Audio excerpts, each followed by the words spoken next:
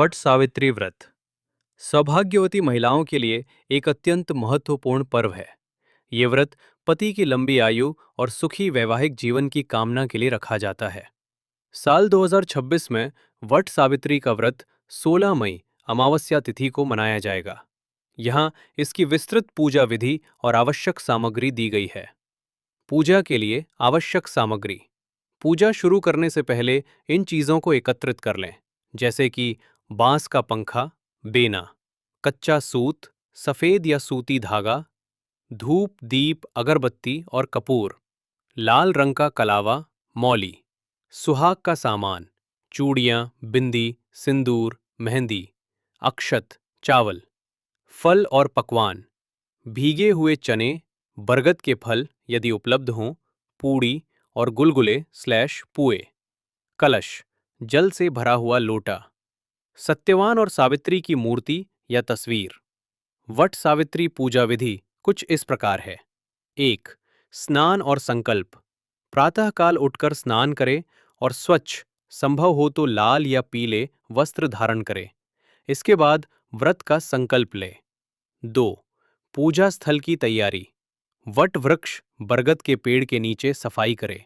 यदि आप घर पर पूजा कर रही हैं तो बरगद की एक टहनी को गमले में लगाकर स्थापित करें। वहां सत्यवान और सावित्री की मूर्ति या फोटो रखें। 3. जल अर्पण और पूजन। सबसे पहले वट वृक्ष की जड़ में जल अर्पित करें। इसके बाद फूल, अक्षत और चंदन चढ़ाएं। वृक्ष को भीगे हुए चने, फल और मिठाई का भोग लगाएं। 4. सूत लपेटना, परिक्रमा। ये इस पूजा का सबसे मुख्य भाग है। कच्चे सूत को हाथ में लेकर वट वृक्ष की 5, 7, 11, 21, 51 या 108 बार परिक्रमा करें। हर परिक्रमा के साथ धागे को तने के चारों ओर लपेटते जाएं। 5. पंखा झलना। बांस के पंखे से वट वृक्ष और सत्यवान सावित्री को हवा करें। ये उस समय की याद में किया जाता है जब सावित्री ने अपने पति को होश में लाने के लिए पंखा झला था। 6. कथा श्रवण। हाथ में भीगे हुए चने लेकर वट सावित्री की व्रत कथा सुने या पढ़ें। कथा के बिना पूजा अधूरी मानी जाती है।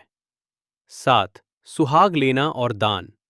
पूजा संपन्न होने के बाद बरगद के वृक्ष से सिंदूर लेकर अपनी मांग में लगाएं। इसके बाद किसी ब्राह्मण या सुहागिन महिला को सुहाग की सामग्री और फल दान करें।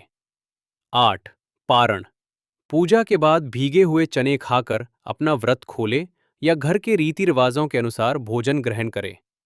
विशेष ध्यान रखने योग्य बातें। महत्व। बरगद के पेड़ को हिंदू धर्म में ब्रह्मा, विष्णु और महेश का स्वरूप माना जाता है। इसकी लंबी आयु पति के दीर्घायु होने का प्रतीक है। अर्घ्य।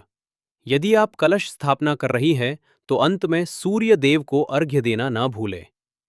क्या आप वट सावित्री व्रत की कथा के बारे में विस्तार से जानना चाहती हैं?